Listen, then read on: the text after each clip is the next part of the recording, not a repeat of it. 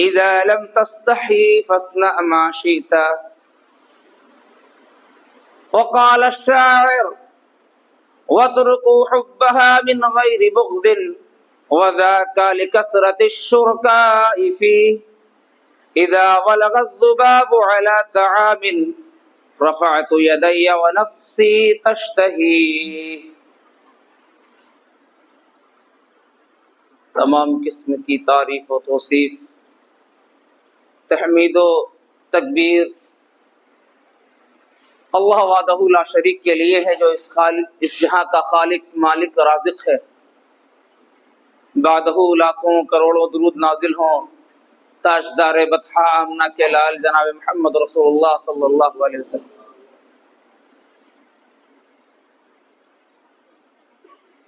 حاضرین جمعہ، دینی ملی بھائیوں اور باپردہ میری ماں اور بہنیں، ہم جس دور سے گزر رہے ہیں یہ دور فتنوں کا دور ہے، یہ دور فتنوں کا دور ہے. اللہ کے نبی جناب محمد رسول اللہ صلی اللہ علیہ وسلم نے فرمایا تھا کہ قیامت کے قریب فتنے ایسے رونما ہوں گے جس طرح بارش کی بوندیں، کہ آدمی شام کو مسلمان ہوگا تو صبح کافر ہو جائے گا، صبح مسلمان ہوگا تو شام کو کافر. ایسے پرفتن دور میں ہمیں اپنی زندگی کو کس طریقے سے گزارنا چاہیے. اتنی ایجادات ہو چکی ہیں، اتنی خرافاتیں بڑھ گئی ہیں کہ ہم اپنے آپ کو بچانا چاہیں تو نہیں بچا سکتے. اور ان چیزوں نے ہمیں بے حس کر دیا ہے، بے غیرت کر دیا ہے. ہمارے اندر سے احساس کا مادہ ختم ہو چکا ہے جسے غیرت کہتے ہیں.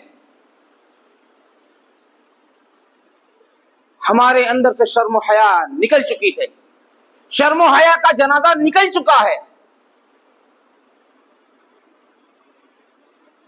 غور کریں،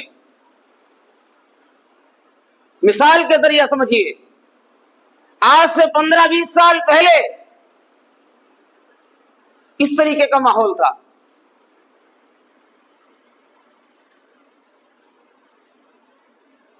لوگ اپنے یہاں ڈش لگوانا پسند نہیں کرتے تھے. جس کے یہاں ٹی وی ہوتی تھی اس کے یہاں معیوب سمجھا جاتا تھا. لیکن آج اس سے بڑھ کر موبائل ہمارے ہاتھوں میں ہے، ہمارے ہاتھوں میں ہے، بچوں کے ہاتھوں میں ہے. اس سے بڑی بات کی بڈھوں کے ہاتھوں میں ہے جو ضعیف العمر ہیں، اور وہ بھی ملٹی میڈیا، اینڈرائڈ فون. اس کے اندر ریلیں کس طریقے کی چلتی ہیں کہ آدمی باحیا شخص اپنی ننگی آنکھوں سے تو نہیں دیکھ سکتا، لیکن ویڈیو میں وہ دیکھتے رہتے ہیں. یہ کیا ہے؟ یہ بے غیرتی ہے کہ غیرت کا مادہ ہمارے اندر سے ختم ہو چکا ہے. ہم بے حس تیوس ہو چکے ہیں، شرم و حیا کی چیز ہمارے اندر نہیں رہی. زمانہ جاہلیت کے متعلق کتابوں میں ملتا ہے کہ کس طریقے سے ان کے اندر غیرت پائی جاتی تھی. شاعر اس کو اپنے اس انداز میں کہتا ہے، عربی شاعر، کہ وَتُرُكْ حُبَّهَا مِنْ غَيْرِ بُغْضٍ، کہ میں نے اپنی شریک حیات کو اس لیے طلاق دے دی. کس لیے طلاق دے دی؟ کہ ذَاكَ لِكَثْرَةِ الشُّرَكَاءِ فِيهِ، کہ بہت سے لوگوں کی نگاہیں اس کے اندر تھی، بہت سے لوگ اس کو گھورتے رہتے تھے، اس لیے میں نے اس کو طلاق دے دی. اس کے اندر غیرت تھی کہ میری بیوی کو کوئی میرے علاوہ کوئی اور نہ دیکھے. پردے کا اتنا معقول انتظام تھا نہیں، پردے کا حکم تھا ہی نہیں. زمانہ جاہلیت کی بات کر رہے ہیں، اللہ کے نبی کی بعثت سے پہلے. اسی طریقے سے دوسرا شاعر کہتا ہے، اذا غلغ الذباب على طعام، کہ جب مکھی کے کھانے کے اندر مکھی گر جائے رفعت یدیا ونفسی تشتہی، کہ میں اپنے ہاتھ کو کھینچ لیتا ہوں اور میری اچھا ہوتی ہے کھانے کی، ایسا نہیں کہ میرا پیٹ بھر گیا، کھانے کی اچھا ہونے کے بعد، خواہش ہونے کے بعد بھی میں اپنے ہاتھ کو کھینچ لیتا ہوں، کھانا نہیں کھاتا ہوں۔ سمجھنے والوں کے لیے اشارہ کافی کہ کھانے میں اگر مکھی گر جائے، اسی طریقے سے اگر کسی بھی طریقے کا کج کسی کے اندر آ جائے تو اس سے اپنا تال میل ختم کر لیتا۔ اور زمانہ جاہلیت کے متعلق قبیلہ ربیعہ، جس نے ایسی قبیح چیز کو ایجاد کیا تھا کہ زمانہ جاہلیت میں لڑکیوں کو زندہ درگور کیا جاتا تھا، دفن کر دیا جاتا تھا۔ اس کی وجہ کیا تھی؟ قبیلہ ربیعہ کی جو امیر تھا قبیلہ ربیعہ کا، اس قوم پر چڑھائی کر دی کسی دوسری قوم نے، اور ان کے اہل خانہ کو بندی بنا لیا، لونڈی غلام بنا لیا۔ اس کے بعد جب صلح صفائی ہوئی، دیت وغیرہ دی گئی، ادا ہو گیا، تو جو لونڈی تھی اس کو اختیار دے دیا گیا، یعنی قبیلہ ربیعہ کے امیر کی لڑکی معزز شخصیت تھی، لونڈی بنا لی گئی، جس کے حصے میں آئی اس کے ساتھ رہتی رہی۔ جب صلح صفائی ہوئی اس کے بعد اس لڑکی کو اختیار دیا گیا کہ تم اپنے والدین کے پاس جانا چاہو تو اپنے والدین کے پاس چلی جاؤ، اور اگر تم جس کے حصے میں آئی ہو اس کے پاس اگر تم رہنا چاہتی ہو تو تم اس کے پاس رہو۔ تو اس لڑکی نے اپنے مالک کے پاس رہنا گوارا کیا اور اپنے باپ اور اپنے والدین کے یہاں جانے سے انکار کر دیا۔ سمجھ رہے ہیں کہ اپنے والدین کے ساتھ جانے سے انکار کر دیا، غلامی کی زندگی اختیار کی، لونڈی کی حیثیت سے رہنا پسند کیا۔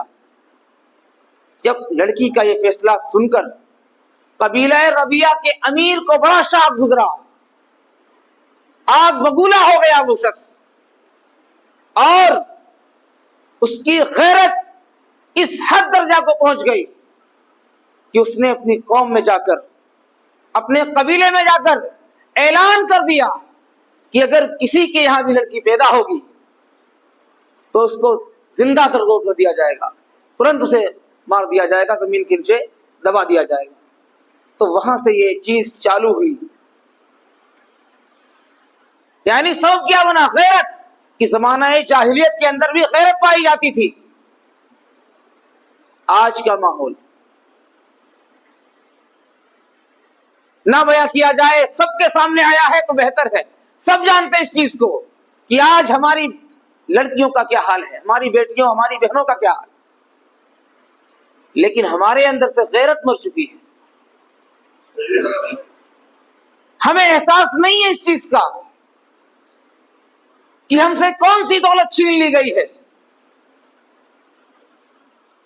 جو غیرت اسی کی طرف قرآن مجید کے اندر نقشہ کھینچا گیا، وَإِذَا بُشِّرَ أَحَدُهُم بِالْأُنثىٰ، کہ جب زمانہ جاہلیت میں لڑکیوں کی پیدائش پر ان کے والدین کو خوشخبری دی جاتی تھی، خبر دی جاتی تھی کہ تمہارے یہاں لڑکی پیدا ہوئی، تو ان کا اس خبر کو سن کر یہ حال ہوتا تھا، ان کے چہرے مرجھا جاتے تھے، سیاہی چھا جاتی تھی ان کے چہروں پر، اور وہ قوم کے لوگوں سے، اپنے محلے ٹولوں کے لوگوں سے چھپتے گھومتے تھے، کہیں ایسا نہ ہو کہ لوگ ہم سے ٹکرا جائیں، پوچھنے لگیں۔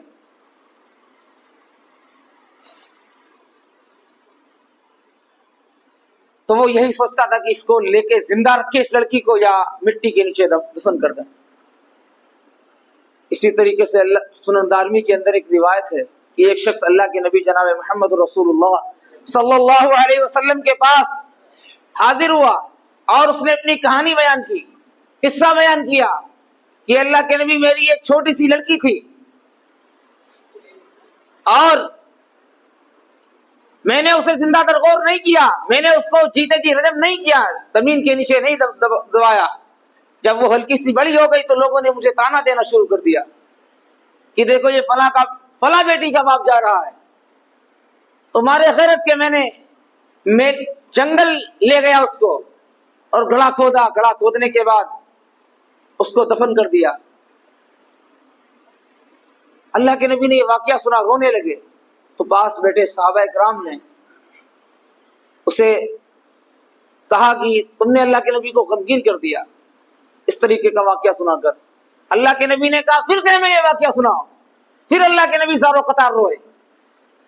تو اس طریقے کے واقعات ان کے اندر غیرت موجود ہوا کرتی تھی جس کی وجہ سے یہ کام ہوتے تھے. اسی طریقے سے غیرت کے متعلق سن 286 ہجری, اللہ کے نبی کی ہجرت کے 286 سال کے بعد ایک واقعہ پیش آیا جو مقام ری پر واقع قاضی موسیٰ بن اسحاق رحمہ اللہ کے یہاں واقعہ پیش آیا. ان کی عدالت میں محمد بن موسیٰ رضی اللہ رحمہ اللہ بیان فرماتے ہیں کہ ایک دوشیزہ, ایک عورت اپنے خاوند کے متعلق شکایت لے کر آئی, مقدمہ پیش کیا کہ انہوں نے میرا حق مہر ادا نہیں کیا ہے, جو ہمارا ان پر حق مہر تھا وہ انہوں نے ابھی تک مجھے نہیں دیا ہے. اور شوہر کا کہنا تھا کہ میں اسے ادا کر چکا ہوں, میں مہر ادا کر چکا ہوں. بہرکیف جب مقدمہ پہنچا, مقدمے کے اندر جج صاحب نے شوہر سے کہا کہ آپ کے پاس کوئی دلیل ہے کہ آپ ثابت کر سکیں کہ تم نے اپنی بیوی کو حق مہر ادا کر دیا, مہر ادا کر دیا ہے. تو اس شخص نے 2 گواہوں کو پیش کیا. 2 گواہ آئے. جج نے پہلے یہ چیز کی کہ آپ عورت کا چہرہ تو دیکھیں جس کے متعلق آپ گواہی دینے آئے ہیں. یا یہ وہی عورت ہے جس کے متعلق آپ گواہی دینے آئے ہیں؟ پردے کا معقول انتظام تھا, باپردہ عورت آئی تھی. چنانچہ عورت, اس کا شوہر کہنے لگا یہ وہی میری عورت ہے, اس کے متعلق میں ان 2 گواہوں کو لے کر آیا ہوں. جج کے اصرار پر کہ آپ پہلے چہرہ دکھائیں گے اس کے بعد میں آپ اپنی گواہی دیں گے. اتنا سننا تھا کہ شوہر غیرت کے مارے اپنے اس قول کو اس نے اقرار کر لیا کہ میں نے حق کے مہر نہیں دیا. اس کو یہ گوارا نہ ہوا کہ میں اپنے 2 گواہوں کو اس کی شکل دکھلاؤں, میری بیوی کو میرے علاوہ کوئی دوسرا دیکھے. اس وجہ سے اس نے اس مقدمہ کو واپس لے لیا اور کہا کہ میں نے حق مہر ادا نہیں کیا ہے, میں اس کو حق مہر ادا کر دوں گا, مہر دے دوں گا. پھر بعد میں اس عورت نے بھی اس مہر کی رقم کو غریبوں میں تقسیم کر دیا. اس طریقے کا واقعہ علامہ ابن الجوزی کی کتاب میں لکھا ہوا ہے. لیکن ہمارے معاشرے میں کس طریقے کا ہے, جھوٹے مقدمے, طرح طرح کے بے حیائی کورٹ کچہریوں میں, عدالتوں میں مقدمے چلا کرتے ہیں. ہمارے معاشرے میں غیرت کا فقدان کس درجات پر ہے اور کیوں ہے؟ قریبی رشتہ داروں سے بے احتیاطی سب سے پہلی چیز. جو ہمارے اندر سے بے حیائی عام ہو رہی ہے وہ کن وجہوں سے ہو رہی؟ کہ ہمارے قریبی رشتہ دار جو ہیں ان سے بے احتیاطی کی جاتی ہے. گھر میں ہمارے ان کا آنا جانا ہوا کرتا ہے.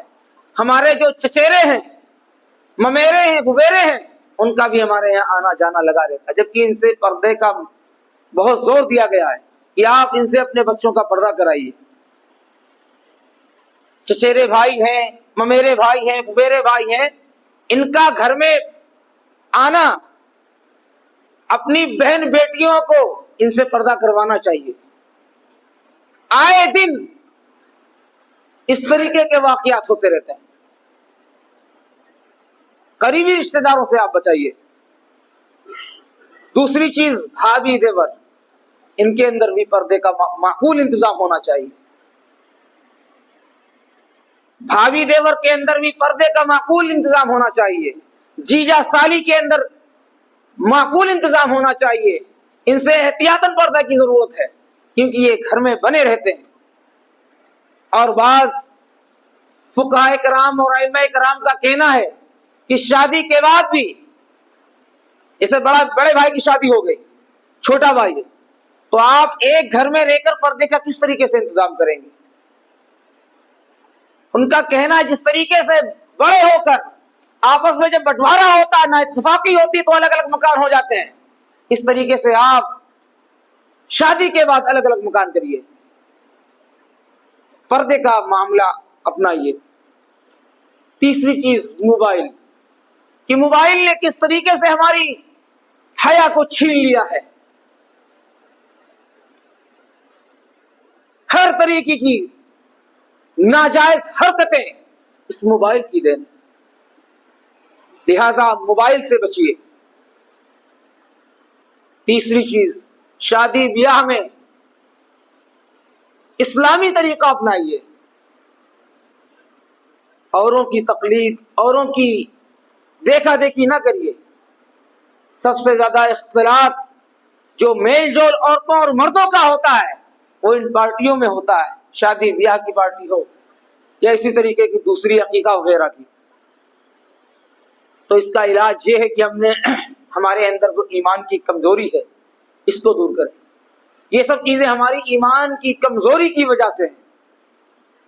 قرآن و سنت کی تعلیم سے دوری کا نتیجہ ہے کہ ہمارے اندر سے غیرت مر چکی ہے، اسلامی تربیت سے لاپرواہی کا نتیجہ ہے کہ ہمارے اندر غیرت مر چکی ہے، خوف الہی کی کمی ہے جس کی وجہ سے ہمارے اندر غیرت ختم ہو چکی ہے۔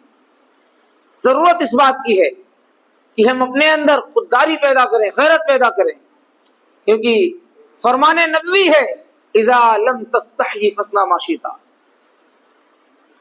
جب انسان کے اندر سے شرم و حیا نکل جائے تو اس کی اچھا جو چاہے وہ کرے۔ ایک جانور جس طریقے کا سلوک کرتا اسی طریقے سے انسان بھی کرنے لگا ہے۔ ہمیں خودداری ہمارے اندر سے غائب ہو چکی ہے، شرم و حیا ہے ہی نہیں، غیرت ہے ہی نہیں، ہم اپنی بیویوں کو لے کر نمائش کرتے پھر رہے ہیں۔ حد تو حد یہ ہے کہ ریل پر بھی اپنی اور اپنی اہلیہ کی فوٹو کو ساجھا کر رہے ہیں۔ یہ سب ایمان کی کمزوری ہے۔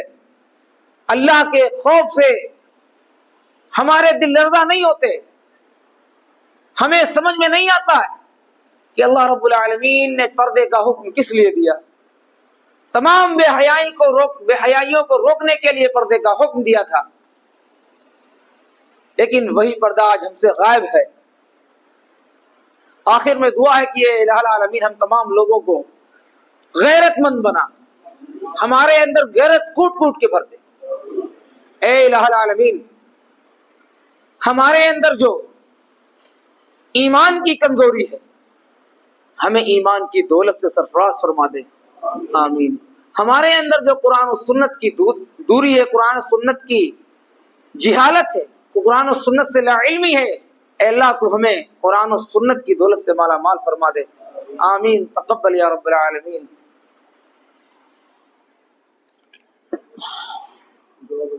بیمار